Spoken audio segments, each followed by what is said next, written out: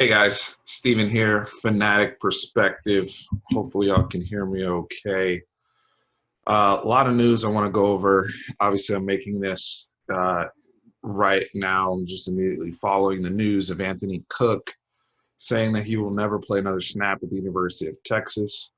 It was an announcement made on his Twitter feed, an extremely nebulous message um, where he said it's no one's fault, anyone or anything. And just want to break that down. Shocking news for those of us here at the University of Texas, not even a week removed from Brennan Eagles in protest and in lieu of what's going on in our country, deciding that he's stepping away from football as well, in the case of Brennan Eagles. And now we have Anthony Cook. I'm going to get into all of that. I do have some sponsorship news as well that is, near and dear to my heart. Boss's Ranch. I'm the wonderful Red River Ranch flavor here, guys. Unfortunately, and many of you have been reaching out and asking, hey, restock wise, HEB cold produce section where these guys are found. Why hasn't it been re-upped? And those of you who have chimed in for various locations, I appreciate that. Unfortunately, we had a conference call this week with the Bosses team, and there are some co-packing issues due to COVID-19 in California, where the product is packaged and manufactured and shipped off to HEB locations here in Texas. It is not dead by any means, but it is one of these things where there is going to be a hiatus due to the exclusive rights with HEB, and something that we are working through as a team to try to figure out whether it's another co-packer in another state or just ways around to get this product back on shelves. We're selling like hotcakes. You guys were a huge, huge part of it. Those of you in Houston, Central Texas, all over, who have been rocking with us since we formed our partnership with Bosses, and those who have frequented Bosses Pizza and all their family-owned businesses in Texas and knew about the ranch ahead of time and before, through social media and whatnot. And so just want to say, thank you to Boss. Thank you to his wife, Laura, and their son, Brady, who have been unbelievable partners with us here at Fanatic Perspective. And it sucks that I have to give this news.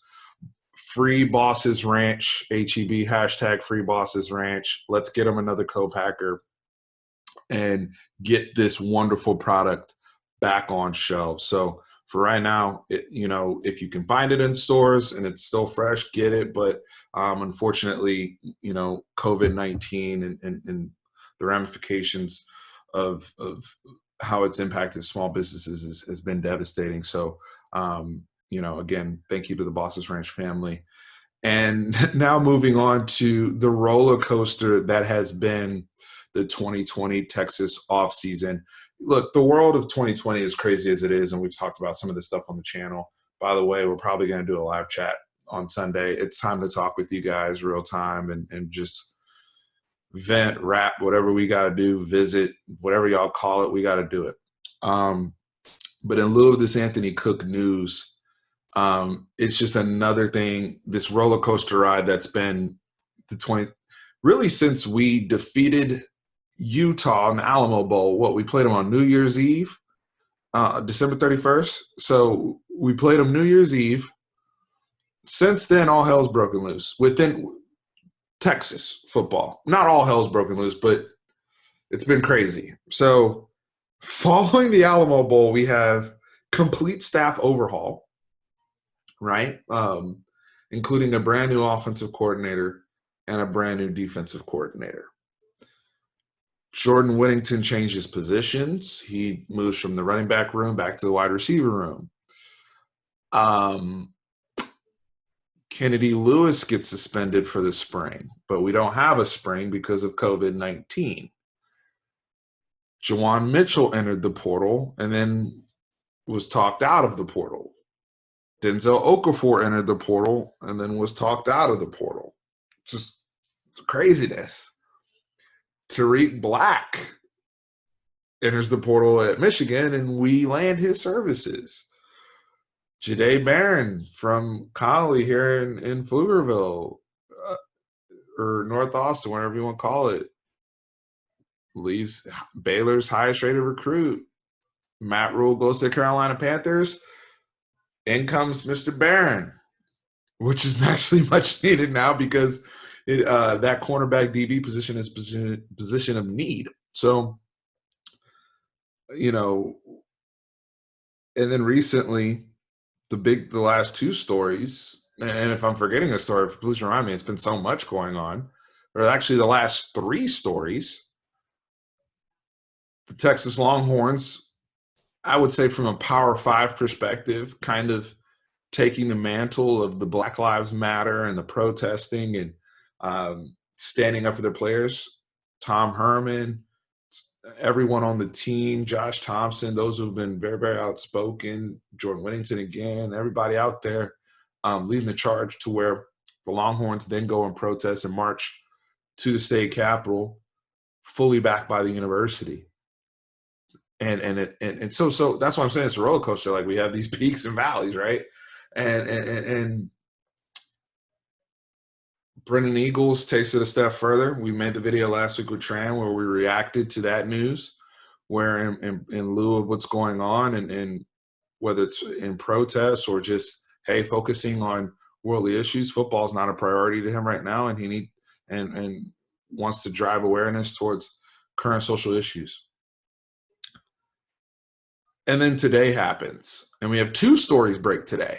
We have B.J. Foster, who Tom Herman says, and the players have returned Monday on the 8th for COVID testing. We have two players out of the 58 or whatever that have already been test positive. Those players are in quarantine. B.J. Foster has a fracture in his hand. Somebody does a hit and run on his car, doesn't leave no insurance or anything. He's frustrated. I made the punch a hole in the wall analogy when you don't know how to channel your anger, and that's exactly what happens with B.J. Foster today. Happens to the best of us. Fracture. So now he's in a cast. And then I would say as of 45 minutes ago of recording this, we get the news of Anthony Cook, who is no longer going to play another snap at the University of Texas. So what does all of this mean? I have no idea what's going on, and I'm not an insider, nor do I want to be. There's tons of wonderful Longhorn free and paid sites. Don't have to go over that. And those of you on the message boards that are in the know, or a cousin or whatever, chime in. But this channel is for me to react as a fan like the rest of you and just provide my perspective and opinion.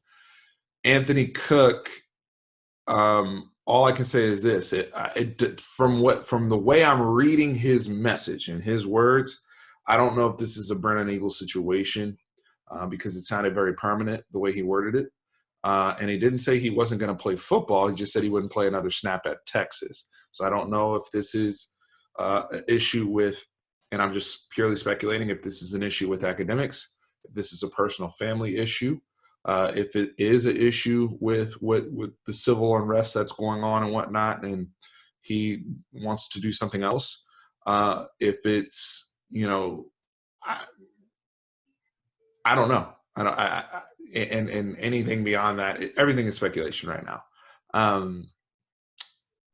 I'm curious to hear from Tom Herman and the rest of the coaching staff as to what's going on, because going back to the 2018 recruiting class, Anthony Cook was an essential part of that class, was a big, big win at the time, going head-to-head against Ohio State for his services, and was a guy coming out of Houston who was highly touted, even by LSU, and was a big, big win for us.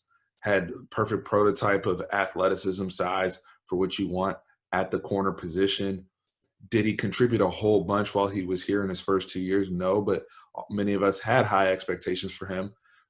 Now under the Chris Ash scheme, moving to that spur/nickel position. Again, with the COVID stuff, pre-COVID, he was going to compete this spring. Chris Adamora, who We got a very good impression of him in the Oklahoma State game where he pinch hit, and those two were going to battle out two completely different skill sets, and now Anthony Cook is gone. He's out at Texas. It's tough, guys, because while he didn't do a whole lot, he did start 6 games for us last year and didn't do a whole lot. I think many of us as Texas fans saw that the future was ahead of him. And a guy who actually, if he played his cards right and developed into what we know his potential to be, could play at the next level, has that skill set and athleticism. So what's going on, I don't know. But how this impacts Texas, it is a hit. It is a blow to our depth, considering he was going to play a different position from the outside corners. Now, coming into the season, we are projecting Jalen Green on one side, Deshaun Jameson on the other, backed by Josh Thompson, Kobe Boyce, and Kenyatta Watson. So outside, we're pretty fierce. Now, and that doesn't include Barron or Keaton Crawford either. So then we move to that nickel spur position. The only 2 names you were hearing were Chris Adamora and Anthony Cook. Now, the staff we know wanted to move Josh Thompson to the outside. Does Josh Thompson now get duties inside and out? Does he get cross-trained? Like, how's that all going to work? Is a guy like a Keaton Crawford, who I actually projected as somebody who could have a future playing that nickel, similar to some similarities there to a Antoine Davis or even a Quandre Diggs. Who knows? But that is a blow. This is a blow because, hey, you lose a talented football player. You lose somebody who was connected with this 2018 class. And it almost feels like we're cursed, like 1 step forward, 2 steps back, and as a team. But, from a Texas perspective, it sucks to lose a guy like Anthony Cook. How big a blow of it, if Chris Adamore was going to win the job, these are all projections. We didn't have a spring. They weren't able to compete. So when guys come back and we're seeing all these, Oklahoma State came back, they had people on COVID. Everybody's going to deal with this, and how these coaches and staffs tackle this and move forward and try to keep things together will be very, very interesting. But in the case of the young man, Anthony Cook, I just wish the best for him. I hope to see him play football again. I hope football's in his future. I hope he's okay. I hope his family's okay. I don't know what's going on.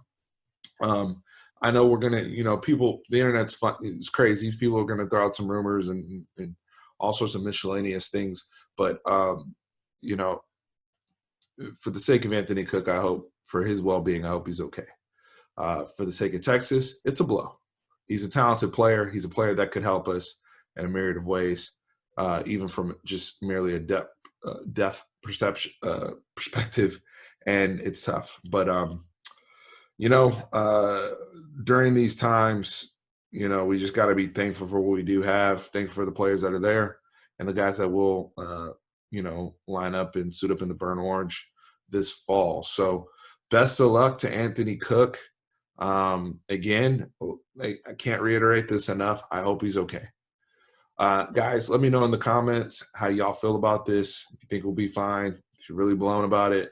I'm personally blown about it because I like the player. I like the kid. But, as a team, Tom Herman, staff, everybody got to move forward. High expectations this year. This doesn't impact those expectations.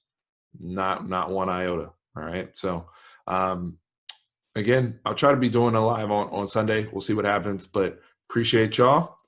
And thanks for the quick vid. Horns, always up.